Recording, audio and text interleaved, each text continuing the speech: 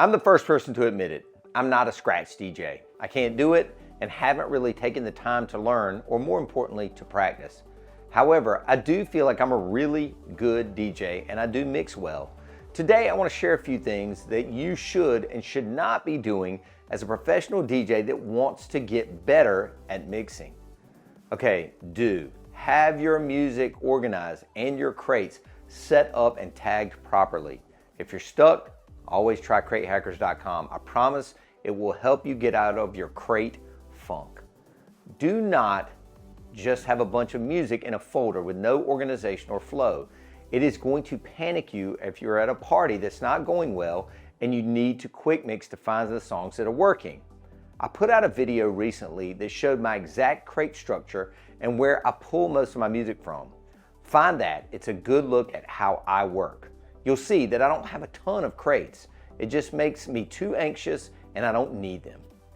Okay, set aside time each week to look for new music or better edits or redrums of your tried and true classics.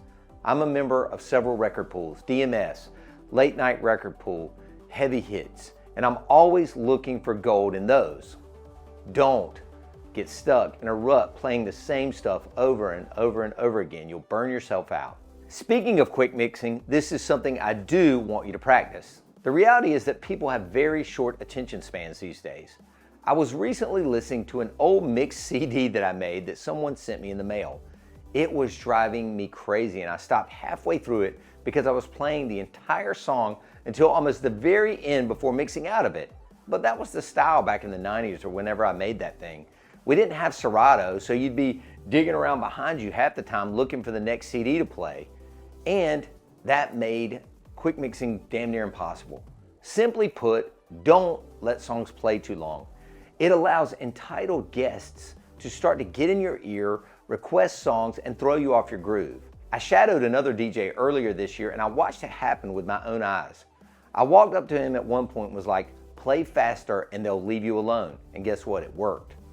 I used to recommend playing genres like sets. For example, I would teach my DJs years ago to play a short set of 70s, then maybe move to the 80s, then the 90s, and then current stuff by the end of the party. But Serato and DJ software in general changed that. DJ AM changed that. Open format is the move these days. The fact that you can seamlessly transition from Earth, Wind & Fire to Dua Lipa is magical if it's done right. And it can keep everyone from teens to grandmas rocking on the dance floor. So my point is, be an open format DJ if you're going to play private events. However, know your music so that you just don't throw songs together that have no business being mixed. Again, practice makes perfect. Learn to read and watch the room you're playing in from the moment the guests enter. Do they walk in and immediately sit down? To me, that's a bad sign. Or do they walk in and mingle and talk to each other as you play your background set? Good sign. During dinner, are they tapping their feet or nodding their heads? Are they stopping by your table and giving you the thumbs up or saying great tunes? They should be, and that is another good sign. Don't waste this opportunity early in an event to analyze the crowd and start dragging songs you think are going to work into the prepare section of your software. Experience definitely helps here, and if you haven't developed this skill yet, don't worry, you will. Talk with clients in advance of the show about everything, especially the music. This is your one and only chance to head off a particularly bad playlist. If you see a lot of stuff on a playlist that you've never played or don't own, that is a bad sign. Kindly suggest that maybe those songs would be better during cocktail or dinner hour. Ask them if it's okay to slip in your suggestions, of course. Ask them if their songs are mandatory. It's better to get this out of the way the week before the wedding than the night of. However, don't ignore a playlist that someone has spent a lot of time on. We rarely get negative reviews here at Bunn DJ Company, but of the few we have, it was because the DJ didn't play enough of the list that the couple had created. And finally, avoid these pitfalls. Playing too many remixes or mashups or edits. At the end of the day, just because you're tired of September doesn't mean that the whole world is. Play the original.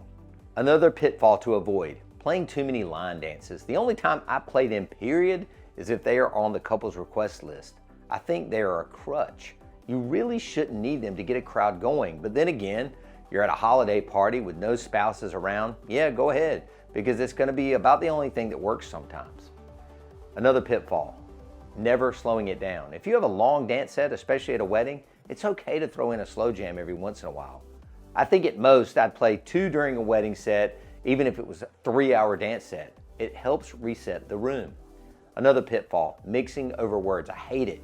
It's called phrasing. The only way to fix this is to know your music. Where's the bridge? Where's the outro? Maybe you need to go and find short edits in one of the record pools of the songs that you have that you seem to mess up on. And one more pitfall, and then I'll get off my soapbox. Overusing the effects knobs. You're not Tiesto, and this isn't a festival. Just because there are 100 knobs there in front of you doesn't mean you have to use them all. I hope this video helps your mixing just a little bit. I will do more of these videos in the future in more of a 201 fashion and actually show you some of the ways that I get into and out of songs. In the meantime, I want you guys to practice.